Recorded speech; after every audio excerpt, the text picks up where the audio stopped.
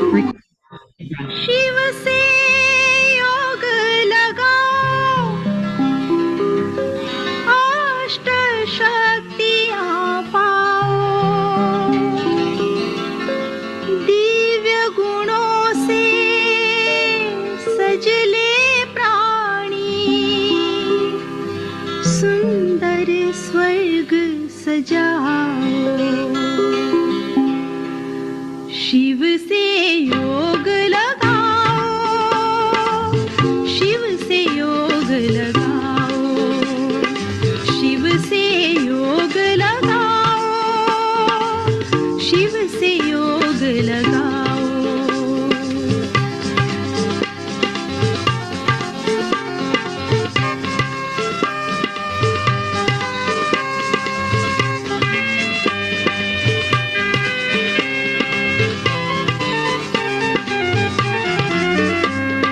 सामना करने की शक्ति आत्मा पाए, लाखों तूफान आए पर उसको बुझा न पाए। आत्मज्ञान का अमर दीप अब ऐसा दिव्य जलाओ, शिव से योग लगाओ, शिव से योग लगाओ, शिव से योग लगाओ, शिव से योग लगाओ।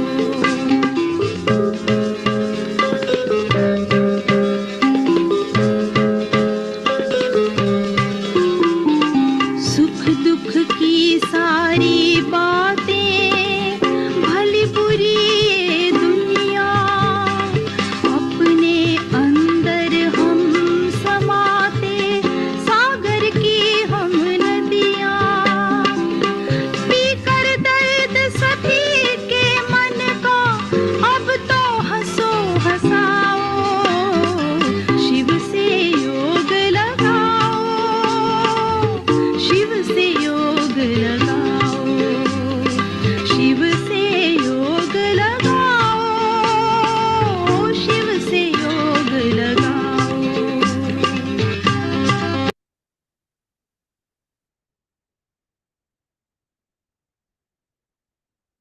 ओम शांति। सर्वशक्तिमान प्यारे बाबा से इस ईश्वरीय जीवन का जन्म सिद्ध अधिकार के रूप में हमें सर्व शक्तियों का वर्षा व वरदान मिला है, और इन्हीं शक्तियों का प्रयोग करते हुए हमें अपनी मंजिल तक पहुंचना है। जो मंजिल, जो लक्ष्य बाबा ने हम सबके सामने रखा है, बाप समान बनने का, संपूर्ण पवित्र कर्मातीत फरिश्ता बनने का, उस मंजिल, उस लक्ष्य को हम तभी हासिल कर सकते हैं जब इन सभी शक्तियों को हम प्रैक्टिकल जीवन में प्रयोग कर। सिर्फ मिली है इस बात की खुशी नहीं, लेकिन प्रैक्टिकल, चाहे अपने संस्कारों पर विजयी बनने में, चाहे अपने संबंधों को ठीक करने में, जीवन की आने वाली परिस्थितियों में विजयी बनने में, कई तरह की बातें आपस में संबंधों में रहते, सेवाएं करते या अपने पुरुषार्थ के मार्ग पर चलते हुए हमारे सामने आती है। तो उन सभी बातों में सदा विजयी बनकर आगे से आगे बढ़ते रहने के लिए शक्तियों की बहुत अधिक आवश्यकता होती है।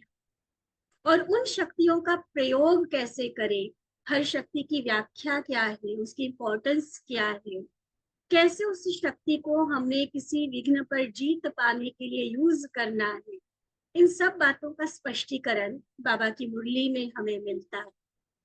आज की भी बाबा की इसी तरह की मुरली है, जिसमें अष्ट शक्तियों में भी विशेष दो शक्तियों पर बाबा ने खास अटेंशन दिलाया।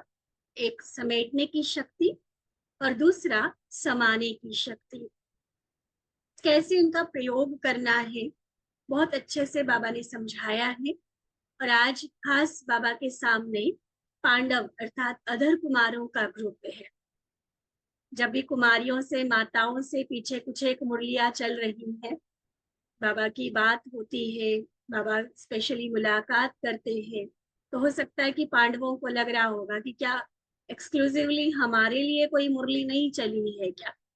तो आज की मुरली वैसे तो हर एक महावाक्य हम समझते हैं मेरे लिए ही है, तो उसी भावना के साथ मुरली तो सुनेंगे ही, और बाद में बाबा ने विशेष रूप से अधर कुमारों से बात की है, वो भी हम ध्यान से सुनेंगे कि बाबा हमारे से क्या उम्मीद लगा, क्या बाबा की उम्मीद है हमारे प्रति, क्या अरमान है, क्या वरदान बाबा हमें दे रहा है। तो ध्यान से सुनेंगे, बाबा के सामने अपने आप को उपस्थित महसूस करते हुए बाबा की वरदानी दृष्टि, बाबा की वो पॉजिटिव एनर्जी, सुप्रीम पावर की वो पावर हमें महसूस करनी है। मुरली आज की 17 अप्रैल 1983 की मुरली का सार है, कर्मातीत स्थिति के लिए समेटने और समाने की शक्तियों की आवश्यकता। कर्मातीत स्थिति के लिए समेटने और समाने की शक्तियों की आवश्यकता। सर्व प्राप्तियों और शक्तियों से संपन्न बनाने वाले सर्वशक्तिमान शिव बाबा बोले, बाबा पूछते, आवाज से परे अपनी श्रेष्ठ स्थिति अनुभव करते हो? पूरे 84 जन्मों से आवाज में आने का हमें अनुभव है। अब बाबा हमें एकदम स्वीट साइलेंस की दुनिया का, आवाज से परे की स्थिति का अनुभव कराते। और हम सभी जानते हैं बाबा की मुरलियां ये जब चलती थी, बाबा की पधरामणी जब गुजार दादी के तन में हुआ करती थी, तो ऐसे ही नहीं कि सीधा बाबा ने मुरली शुरू कर दी, नहीं, भोग के गीतों के साथ जब बाबा की पधरामणी होती थी, दिव्य अवतरण दादी के तन में होता था, तो 15-20 मिनट, कभी कभी आधा घंटा भी एकदम पिन ड्रॉप साइलेंस, और बाबा एक एक आत्मा को, जहां जो बैठा है वहीं बैठा है, और बाबा की नजर चारों ओर घूमती थी, एक एक आत्मा की जैसे जन्म पत्री बाबा पढ़ रहे। और वो जो साइलेंस की अनुभूति हुआ करती थी ना, कोई गीत नहीं, कोई कमेंट्री नहीं, बस भगवान मेरे सामने है और उसकी नजर से निहाल करने वाली दृष्टि मुझ पर आ रही, एक अलग ही अनुभव हुआ करता था। मतलब ओम शांति भवन में या छोटे हॉल में जो होता था वो तो होगा ही, लेकिन डायमंड हॉल, इतना विशाल हॉल होते हुए भी कंप्लीट साइलेंस होता था उसमें। उन्हीं अनुभूतियों को हम ताजा करते चले। बाबा की जब मुरली चलती है, ऐसे से महावाक्य बाबा के हम सुनते हैं, तो साथ में उस अनुभूति की तरफ अपने आप को हम लेके चले। तो आवाज से परे की स्थिति, बाबा पूछते कि उस स्थिति का अनुभव कितना है। वह श्रेष्ठ स्थिति सर्व व्यक्त आकर्षण से परे शक्तिशाली, न्यारी और प्यारी स्थिति है। एक सेकंड भी इस श्रेष्ठ स्थिति में स्थित हो जाओ।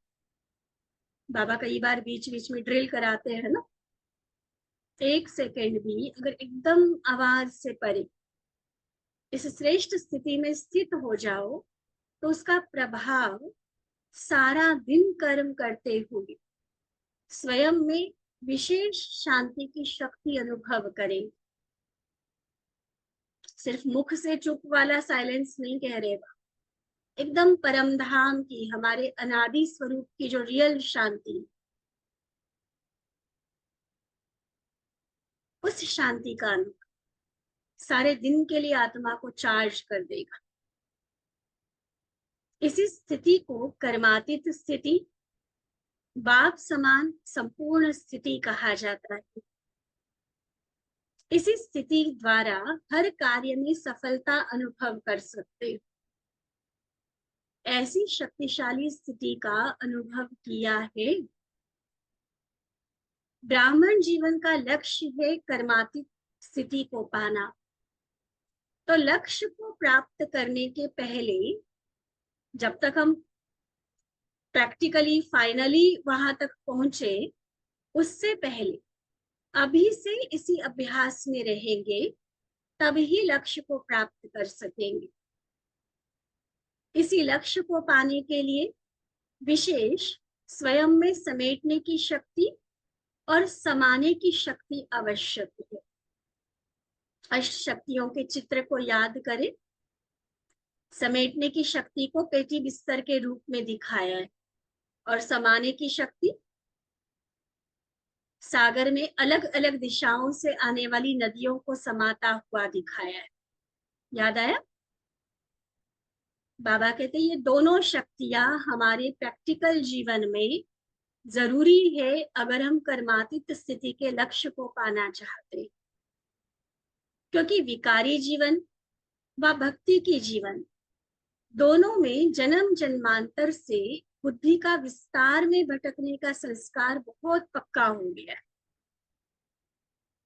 आत्मा के बदले शरीर का विस्तार, ज्योति बिंदु परमात्मा के बदले साकार अनेक रूपधारी साकारी देहधारी देवी देवताओं की भक्ति का विस्तार, फिर उस भक्ति की सामग्री का विस्तार, देह, देह के संबंध, देह के पदार्थ, कितने विस्तार में बुद्धि हमारी भटकी हुई थी, और वो भटकने का अभ्यास, वो संस्कार पक्का हो गया था। इसलिए अब ऐसे विस्तार में भटकने वाली बुद्धि को सार रूप में स्थित करने के लिए, भटकी हुई बुद्धि को एक ठिकाने पर टिकाने के लिए इन दोनों शक्तियों की आवश्यकता है, समेटने की और समाने की। शुरू से देखो अपने देह के भान के कितने वैरायटी प्रकार के विस्तार है। जानते हो ना, मैं बच्चा हूँ, मैं जवान हूँ, मैं बुजुर्ग हूँ, मैं स्त्री हूँ, पुरुष हूँ, फलाने फलाने ऑक्यूपेशन वाला हूँ। लंबी लिस्ट है, इस फलाने धर्म का, फलाने देश का, उसमें भी इस जाति, इस कुल, इस बिरादरी का, इस गली मोहल्ले का, कितना अलग अलग विस्तार उसमें है। सिर्फ देह की ही बात अगर हम करें तो देह की स्मृति में कितना विस्तार, और फिर संबंध में आओ, फिर कितना विस्तार है। कोई किसका बच्चा है तो किसका बाप है, कितने विस्तार के संबंध है ना। पहले देह का विस्तार, फिर देह के संबंधों का विस्तार। वर्णन करने की आवश्यकता नहीं है, क्योंकि खुद जानते हो, अनुभवी हो। इसी प्रकार फिर देह के पदार्थों का कितना विस्तार है। सोचो, 2 वक्त की रोटी खानी, कितना तामझाम होता है। जहां रहना है वहां कितने तरह के प्रबंध करने पड़ते हैं,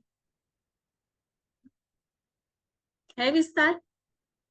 ऑफिस का काम है, दुकान का काम है, सिंपली नहाना जहां पर है, बाथरूम का ही कितना विस्तार। ये चीज भी चाहिए, ये चाहिए, वो चाहिए। एक एक चीज जो शरीर की आवश्यकताओं को पूर्ण करने के लिए हम यूज कर रहे हैं, उसे बाबा देह के पदार्थ कह रहे हैं। तो देह के पदार्थों का कितना विस्तार, खान पान की उतनी ही हजारों तरह की वैरायटी, उतनी ही हजारों वैरायटी पहनने की, फिर अन्य अलग अलग विस्तार, फिर मेडिकल स्वास्थ्य के हिसाब से कितना विस्तार। सोचते जाओ, वर्णन बाबा नहीं करेंगे, खुद से अनुभवी हो। ठीक है, तो देह के पदार्थों का भी कितना विस्तार। ये तीसरा प्रकार, पहले देह का, देह के संबंधों का, देह के पदार्थों का। इसी तरह भक्ति में अनेक देवताओं को संतुष्ट करने का कितना विस्तार है। हर देवी हर देवता की अलग तरह की रस्म है, अलग तरह से पूजा की विधि बनी हुई है, अलग उनकी कथाएं है, अलग कहानियां है, कितना विस्तार है। लक्ष्य एक को पाने का है, लेकिन भटकने के साधन अनेक हैं।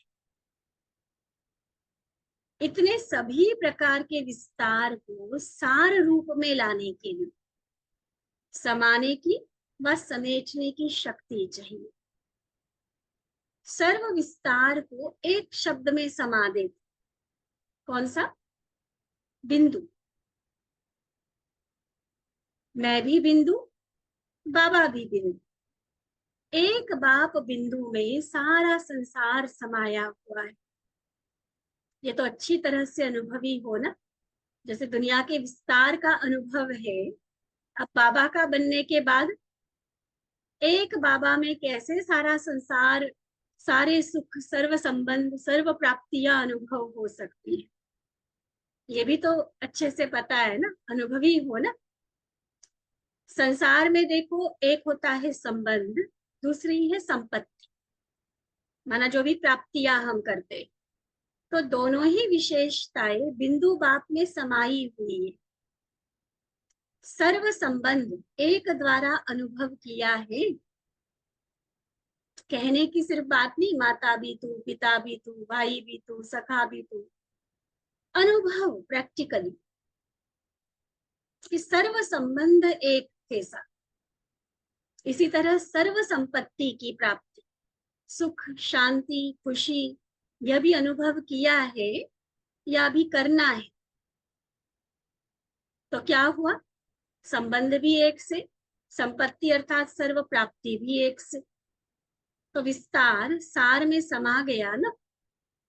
अपने आप से पूछो, अनेक तरफ विस्तार में भटकने वाली बुद्धि समेटने की शक्ति के आधार पर एक में एकाग्र हो गई है।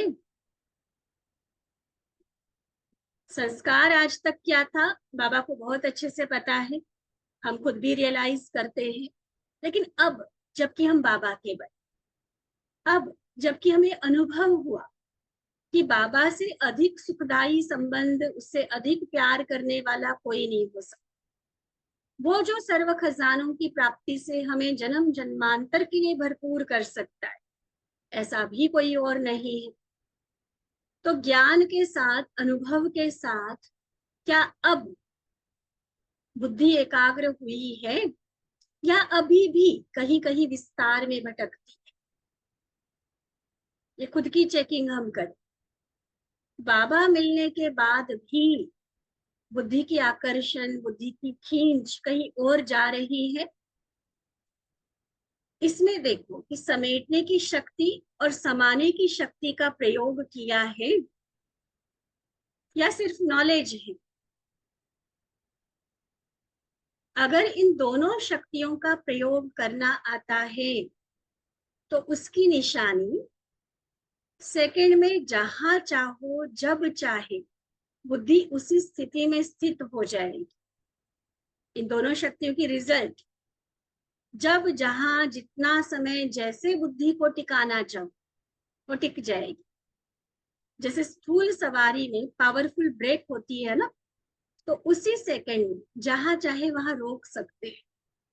एयर ब्रेक होता है ना, कितना हेवी व्हीकल होता है, ट्रक आदि, कंटेनर्स जाने वाले, लेकिन जहां रोको तुरंत रुक जाएगा। ऐसा नहीं कि 2 कदम भी आगे जाकर रुके, नहीं, तब तक एक्सीडेंट हो सकता है, बहुत बड़ा नुकसान हो सकता है। तो जैसे व्हीकल में पावरफुल ब्रेक, तो जहां चाहे वहां गाड़ी को या सवारी को उस दिशा में ले जा सकते हैं। ऐसे स्वयं में यह शक्ति अनुभव करते हो, वह एकाग्र होने में समय लगता है। हर एक का अलग अलग होगा परसेंटेज, अपना अपना चेक करो कि मैं जब बाबा की याद में बैठता हूँ, मैं जब कभी सोचती हूँ कि आज बस एकाग्र होकर बाबा से ये वाला अनुभव करना है, आज सूक्ष्म लोक की सैर करनी है, आज परम धाम में बस बीज रूप होकर बैठ जाना है, जो भी अनुभव हम करना चाहते, जितना समय करना चाहते, तुरंत और फिर उतना ही समय हम कर पाते हैं, या सोचे कि परम धाम में जाना और बुद्धि इसे दुनिया के बाजार से ही अभी बाहर नहीं आती। देखना अपने आप क्या है हमारी कंडीशन, आज की मेरी स्टेज क्या है। व्यर्थ से समर्थ की और बुद्धि को स्थित करने में मेहनत लगती है या सहज एकाग्र हो जाते। अगर समय और मेहनत लगती है तो समझो कि इन दोनों शक्तियों की कमी है। समाने की शक्ति और समेटने की शक्ति। बाबा कहते संगम युग के ब्राह्मण जीवन की विशेषता ही है सार रूप में स्थित हो। संगम युग की विशेषता, ब्राह्मण जीवन की विशेषता बाबा बताते सार रूप में स्थित हो, सदा सुख शांति के, खुशी के, ज्ञान के, आनंद के झूले में झूलना। मौजों की जीवन है ना संगम युगी जीवन, तो झूलते रहो, अलग अलग प्राप्तियों के झूले में झूलना। सर्व प्राप्तियों के संपन्न स्वरूप के अविनाशी नशे में स्थित रहो। सदा चेहरे पर प्राप्ति ही प्राप्ति है। उस संपन्न स्थिति की झलक और फलक दिखाई दे कि कितनी भरपूर है ये आत्मा, तृप्त है, संतुष्ट है। वो प्रसन्नता, वो प्राप्ति की झलक हमारे चेहरे से दिखाई दे। जब दुनिया के हिसाब से बाबा एग्जाम्पल दे रहे, जब स्थूल धन से संपन्न विनाशी राजाई प्राप्त करने वाले राजाओं के चेहरे पर भी द्वापर के आदि में वो चमक थी। अभी भी देखो, भले उनके पास, उन लोगों के पास राजाई नहीं रही, लेकिन कोई राजाई घराने का है ना, उसके चेहरे से, उस चमक से, उसके चाल ढाल से पता चलता। तो मैं कौन सी आत्मा, कितनी श्रेष्ठ आत्मा, भगवान के द्वारा जिसे सर्व प्राप्तियों का अधिकार मिल रहा है, सर्व संबंधों से जिसे भगवान को अपने साथ बांधा हुआ है। मेरे चेहरे से लोगों को क्या अनुभव होना चाहिए? यहाँ तो अविनाशी प्राप्ति है, वो तो विनाशी राजाई वाले हैं। यहाँ अविनाशी प्राप्ति हो रही है, तो कितनी रूहानी झलक और फलक चेहरे से दिखाई देगी। ऐसा अनुभव करते हो? वह सिर्फ अनुभव करके खुश होते हो, सुन करके दूसरों का सिर्फ खुश होते हो, या खुद अनुभव करते हो? पांडव सेना विशेष है ना, पांडव सेना को देख हर्षित जरूर होते हैं, लेकिन पांडवों की विशेषता है कि उन्हें सदा बहादुर दिखाते, महावीर दिखाया गया, शूरवीर दिखाया गया, कमजोर नहीं। अपने यादगार चित्र देखे हैं ना, चित्रों में भी महावीर दिखाते हैं ना। तो बाप दादा भी सभी पांडवों, विशेष रूप से सदा विजयी, सदा बाबा के साथी अर्थात पांडव पति के साथी, बाप समान मास्टर सर्वशक्तिमान स्थिति में स्थित रहे, ये विशेष स्मृति का वरदान दे रहे। अनुभव करो बाबा से ये वरदान। सोचो, बाबा ने अपना वरदानी हाथ मेरे मस्तक पर रखा और अब स्वयं बाबा मुझे पर्सनल वरदान दे रहे। हे मेरे पांडव बच्चे,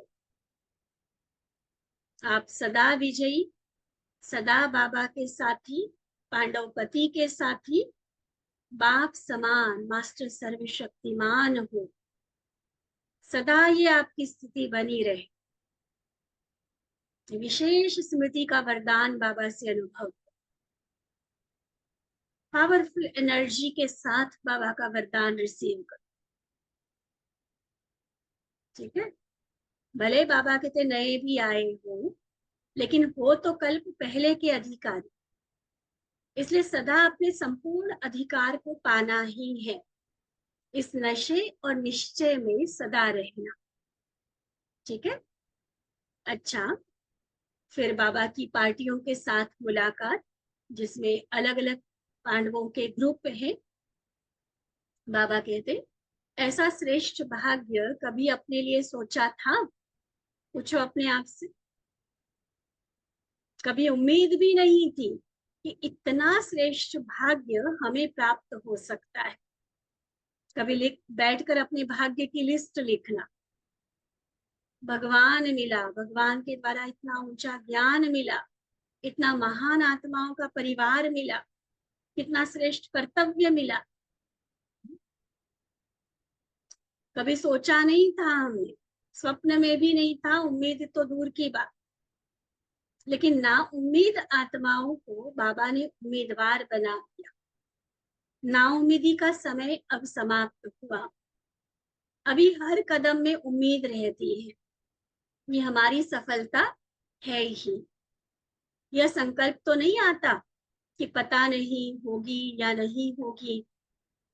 किसी भी कार्य में, चाहे स्वयं के पुरुषार्थ में, चाहे सेवा में, दोनों में ना उम्मीदी का संस्कार समाप्त हो जाए।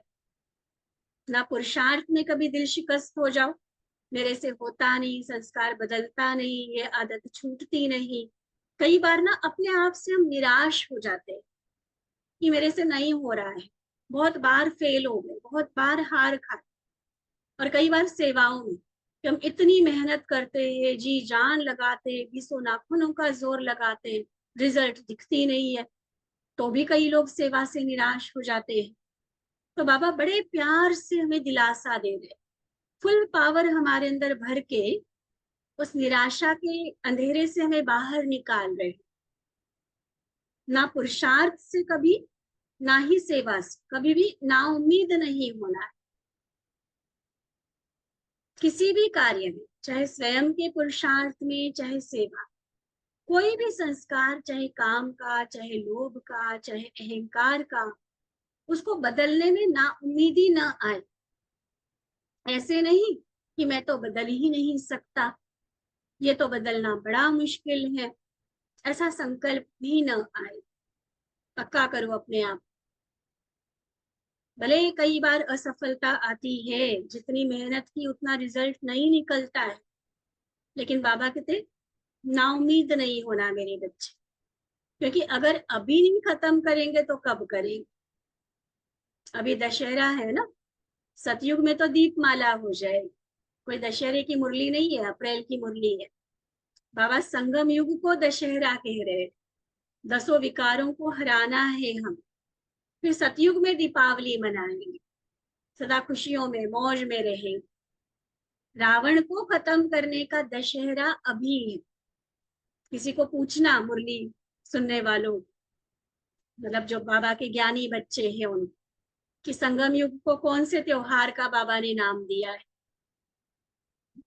शिवरात्रि तो कह देंगे सभी, क्योंकि बाबा के अवतरण का युग है, लेकिन संगम युग को ही बाबा ने दशहरा कहा है।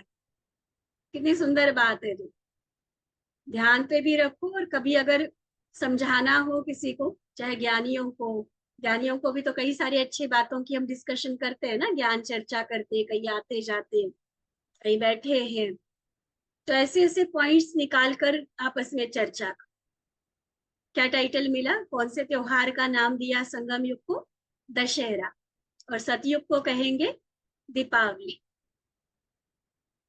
तो इस रावण को खत्म करने का दशहरा अभी है, इसमें सदा विजय का उमंग उत्साह रहे, नाउम्मीदी के संस्कार नहीं। आपने कभी फौजियों को देखा होगा ना, बड़े उमंग से वो लोग नारे लगाते हैं। तो नारे किस लिए लगाए जाते हैं? ताकि वो जोश, वो उमंग बना रहे उनका। अगर ढीली ढाली हो, थके पड़े हो सारे, और वो कहे कि लड़ाई लड़ो, पहले ही पता चलेगा कि हार गए। तो वो जोश, उमंग, उत्साह बहुत जरूरी है। रावण के साथ लड़ाई है हमारी, हराना है, कंप्लीट उसको गेट आउट करना है, राज्य खत्म करना है उसको।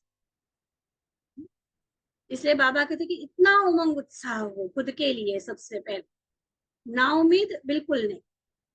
मुश्किल कार्य इतना सहज अनुभव हो जैसे कोई बड़ी बात है ही नहीं, क्योंकि अनेक बार कार्य कर चुके हैं, कोई नई बात नहीं कर रहे, कई बार की हुई बात को रिपीट कर रहे, तो सदा उम्मीदवार, ना उम्मीद का नाम निशान भी न रहे।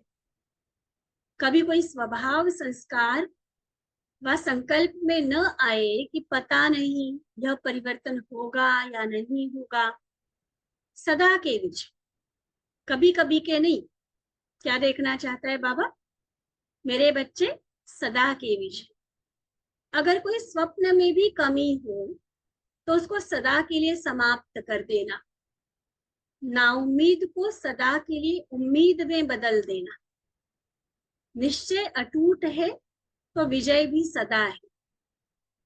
निश्चय में जब क्यों क्या आता, कोई डाउट आता, शक पैदा हो जाता, तो फिर विजय अर्थात प्राप्ति में भी कुछ ना कुछ कमी पड़ जाती।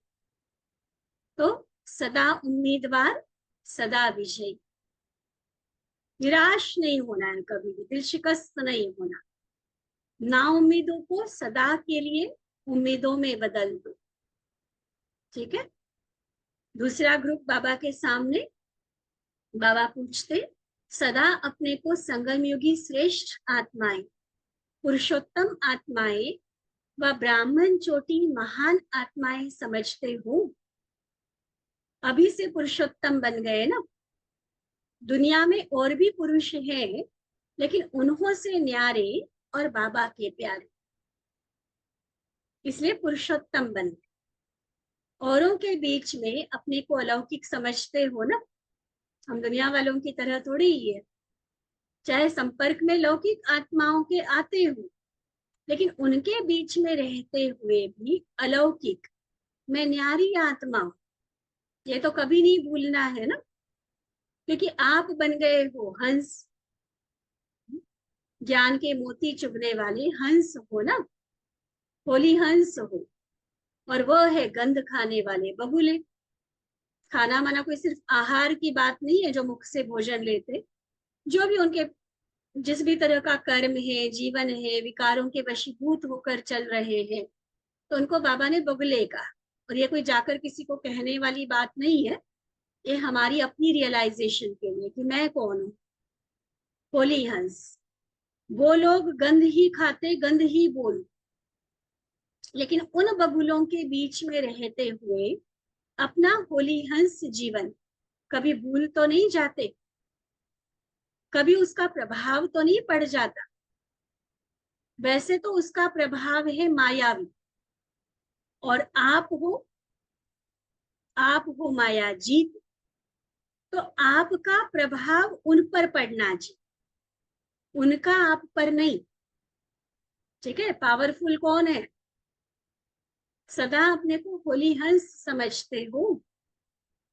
होली हंस कभी भी बुद्धि द्वारा सिवाय ज्ञान के मोती के और कुछ स्वीकार नहीं कर सकते। ब्राह्मण आत्माएं जो ऊंच है, चोटी है, वह कभी भी नीचे की बातें स्वीकार नहीं कर सकते। बगुले से होली हंस बन गए, तो होली हंस सदा स्वच्छ, सदा पवित्र, पवित्रता ही स्वच्छता है। हंस सदा स्वच्छ है, सदा सफेद सफेद, है ना। हंस को देखते ही कितना मन प्रफुल्लित हो जाता है। सफेद भी स्वच्छता व पवित्रता की निशानी है। देखो आपकी ड्रेस भी सफेद है, यह प्योरिटी की निशानी है। किसी भी प्रकार की अगर अपवित्रता है तो होली हंस नहीं कहेंगे। ये सिर्फ बाहरी ड्रेस की बात नहीं है, बाबा ने मन की गहराई तक भावनाओं का जो शुद्धिकरण कराया है ना, किसी तरह का कोई मैल, कोई विकार का अंश, कोई ऐसा दाग ना रहे हमारे अंदर, ऐसे संपूर्ण पवित्र होली हंस। होली हंस माना संकल्प भी अशुद्ध नहीं कर सकता। संकल्प भी तो बुद्धि का भोजन है ना। अगर अशुद्ध व व्यर्थ भोजन खाया तो सदा तंदुरुस्त नहीं रह सकता। व्यर्थ चीज को फेंका जाता, इकट्ठा नहीं किया जाता। फालतू है ना, कहते निकाल दो घर से, नहीं तो कबाड़ इकट्ठा होता रहेगा। तो जो भी व्यर्थ संकल्प है उसको भर के बुद्धि में क्यों किचड़ा इकट्ठा करते हो? स्वीकार ही नहीं करो, व्यर्थ संकल्प को भी समाप्त करो। इसी को ही होली हंस कहा जाता है। अच्छा, फिर पांडवों को बाबा और विशेष रूप से स्वमान बढ़ा रहे हैं कि पांडव अर्थात संकल्प और स्वप्न में भी हार न खाने वाले, सदा विजय।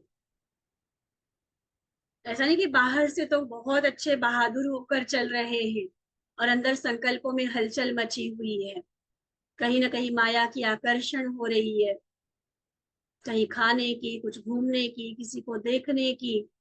नहीं, संकल्प में, स्वप्न में भी हार नहीं।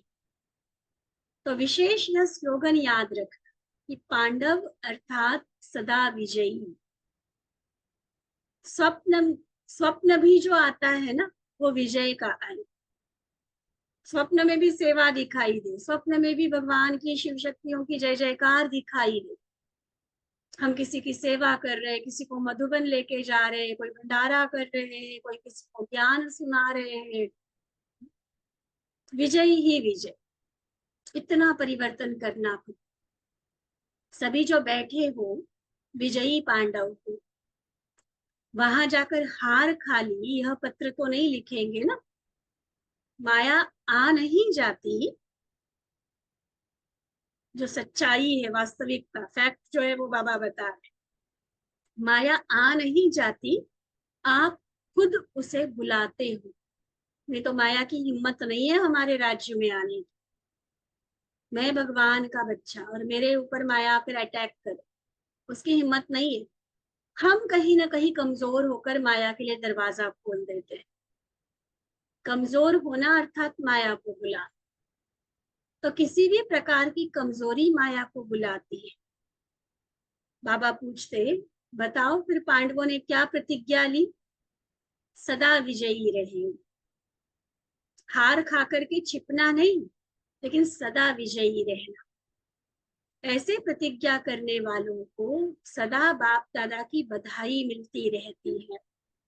सदा वाह वाह के गीत बाप ऐसे बच्चों के लिए गाते हैं। कौन से बच्चों के लिए? जो सदा विजयी है। तो वाह वाह के गीत सभी सुनेंगे ना। हार होगी तो हाय हाय करेंगे, विजयी होंगे तो वाह वाह करेंगे। तो कौन से बच्चे हो, हाय हाय वाले या वाह वाह वाले? सब विजयी। सारे ग्रुप में एक भी हार खाने वाला नहीं। इतना पावरफुल वरदान बाबा ने, सदा विजयी।